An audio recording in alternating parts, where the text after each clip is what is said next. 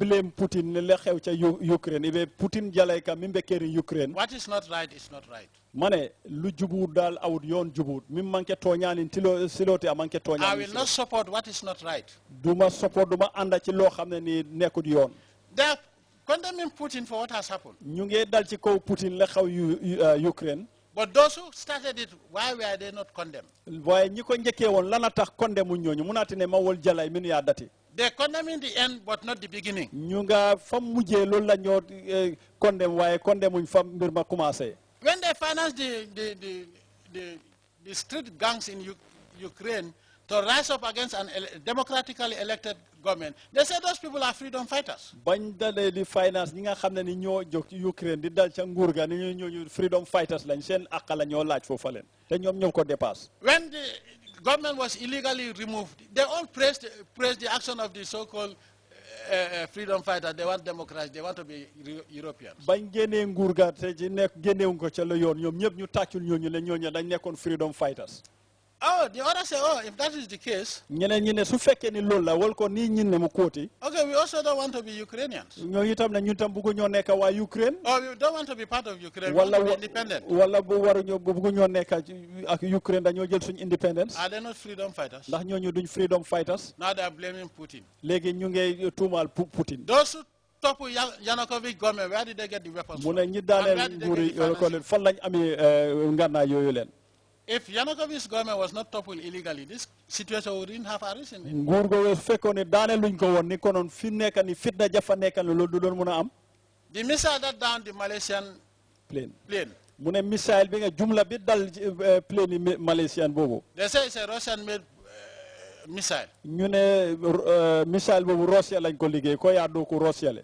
But the weapons that are used in the barbarism against the barbaric act against the Palestinians were made by the West. Nobody is blaming them. Waaye ngànnaay jumla yi nga xam ne ni ñu ngi ko dalee ci kaw Palestine ni ñoom West bi ñoo ko liggéey. Why they kenn waxul leen ko.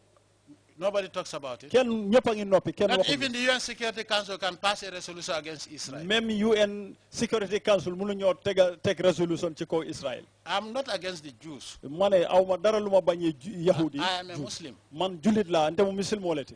I will condemn the Jews the same way I'll condemn the Gambians if they do such barbaric acts. Dina ñàkk ànd ak Jews yi ma dalee ci yëpp Gambian koo xam ne ni deful loo xam ne lu jub la wala dëgg la. Especially the last 10 days of the rawatina fan yu mujjee ci weeri koor yi sako sunkaroo la tilitan la bangol. Nobody is talking about the fact that they have turned Gaza into a living hell for the Palestinians. Nobody is talking about that. Israel has no right to put every Gazan or Palestinian in Gaza in prison.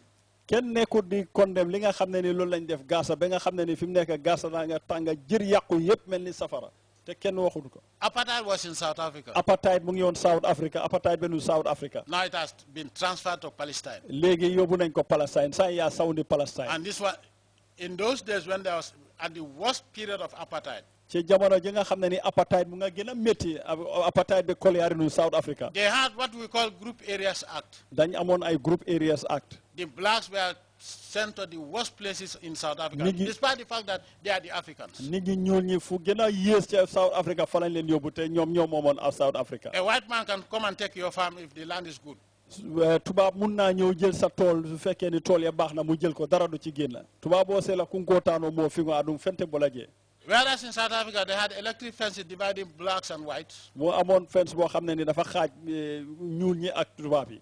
In Israel they have a concrete fence. Fi mu nekk ca Israel dañ am concrete maraaj boo xam ne ni moo leen xaajale. Going through Palestinian land. Di jaar ci suufi palestinien yi akataanim palestinien la banko la. Every Westerner is jubilating that the Berlin Wall has fallen. Mu ne Westerner yëpp ñu ngi tàccu ne Berlin Wall bi daanu na.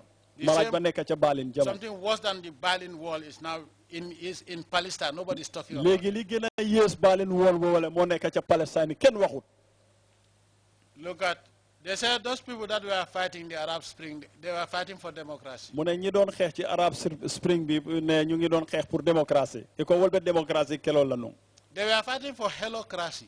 Helocracy lañ doon xeex moo di safara. But now they got worse than what they had before. Léegi lu gën a yées lañ am li amoon bu njëkk. I'm not talking about in terms of governance. waxuma ca wàlli doxalin nguur ga moom But in terms of living in peace and security. waaye pour seen dundin ci jàmm ak nekk ci dal ak kaaraange amatuñ ko. Look at Iraq. seetal Iraq la fa xew ala jibe Iraq maa si boobu Look at Yemen. ali Yemen jibe seet leen Look Yemen at Syria. seet leen Syria ali Syria Look at jibe Palestine. ali Palestine jibe Look at Libya. seet leen Libya la fa xew mi mbijee. All Muslims should understand Muslims yëpp dañ war a xam ñanta faham lale that the conditions for the jihad ne li nga xam ne nii mooy sarta pour jihad do la sarto minti do not exist in their countries today. Except Palestine. amantara ke bangol ko na manke Palestine. The more we kill each other, be ñoo faaka ñami ni ñoo gën a reyante rek the more we strengthen the enemies of Islam. noonu la ñoo déggarale nooni islam yi mais islam moo jawul bambandi la wala ñaama Financially and spiritually. moo xam moo ci wàlli alel ak yeneen fànna naa fu la Financially, because the weapons they give us to kill each other are not given free. mu ne ngeen leen fu ñoo amee alel moo di ne ngànnaay yi ñoo jox pour ñu reyante ñu ni neen du ñu ko jox free xaalis la ñoo fay e ka naa fu loolu min dina nga ñoo faalanka joole kodo la Boko Haram.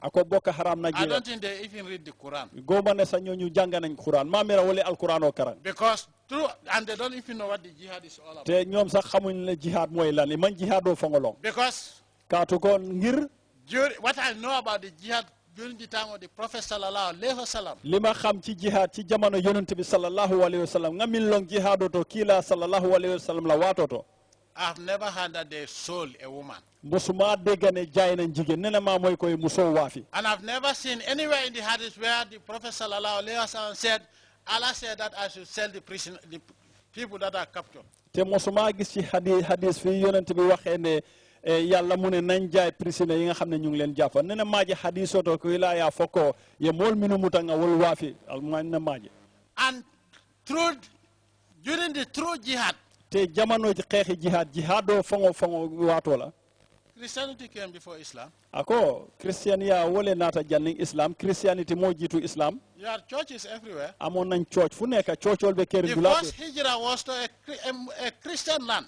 mu ne ci hijra bu njëkk bi ci suufi christian la woon Today, some of these infidels masquerading as Muslim will tell you that Christians are infidels. mu ne tey ñi nga xam ne ni ñoo di niti seytaane musiba yooyu leen ñoo def leen ak christian si lii lañ Have we forgotten that the first hijrah was to Abyssinia? mu ne xam ngeen ne hijra bu njëkk bi ca Abyssinia la woon hijra foloke da Abyssinia la And in the event that you forget that, te su fekkee dañ fàtte loolu ni ata ñi na ta wala there is a place in Jerusalem where all the three main religions of the world have one place as sacred. Can't we learn from that? xanaa wonu ñoo jàngee ca Jerusalem yi nga xam ne ni mandarga gang fa xam ne ñetti kuréeli diine yëpp ñu ngi fa nekk ndax mënu ñoo jàngee foofu But after all, waaye gannaaw loolu woo koola apart from Suratul Fatiha, gannaaw suratul fatiha Suratul Kafirun has passed judgment as to how to deal with people that don't believe in Islam. suratul kafiruna jeexal na yëpp pour képp koo xam ne ni nekkuloo ci islam naka la It is not stated that we kill them waxuñ ne ñu reyante waxu na maa fo ko or alifa force them to Islam. wala forcé leen ñu dugga si islam kaa fo ali forcé dung If islam God said, leave them for my judgment, who are we to say they should die? su yàlla waxee ne bàyyi leen man maay atte kon yow yaay kan pour ne ñii dañ war a dee nii ala ko ali bula gentele be o kiitiyo tela jumalem iteti ka fo ko be wol fala Those criminals masquerading as Islamists mu ne criminal yooyu leen di mbubo islam wo tajirinteel min yàllon ko ye fanki islamote in fact for the West, mu ne ñi di west bi minu mu westun kolti don't insult Tilijila Islam Bangkok. by defining Islam. tili jilan kolu alkana islamo neng ka fo ko albe islamo le fasar la Islam is Islam. There's nothing like moderate or extreme Islam. islam la diine jàmmala amul ci dara lu ci bees wala leneen loo xam ne yaa ngi ko ci yokk We have jàmmal only one holy Quran. benn téere la mooy téere yàlla bi di alquran And what is in this Quran is what we see in any Quran in the world. te liñ gis ci alquran bi moo nekk ci alquran yi àddina sépp ate quran ba kilingo mi mo alala kitaabote abuka falinga wala je duniya beeto So those ignorant people in the West, those satanic people, don't try to define Muslims who they are. There's nothing like democratic Islam because Islam itself is democratic. ako wo seytane mol min ya lon ko be bantala bangol ka foko e islamo mu démocratie fengo islamo wolo islamo mu kilingo de alala dina ba kilingo lem benn diine yàlla jëla lu set la lu leer la La ikraha fi dinika la ikhrafa fi dinaka mu fa fi dina ji It's the Almighty Allah who said it in the Quran. Yalla subhanahu moko wax ci alquran ala le fa Quran oto. So don't judge us by the activities of those criminal elements that you have financed, you have trained and armed to do mayhem in the world in the name of Islam and brand all the Muslims in that way. You're not going to succeed. You're going to fail.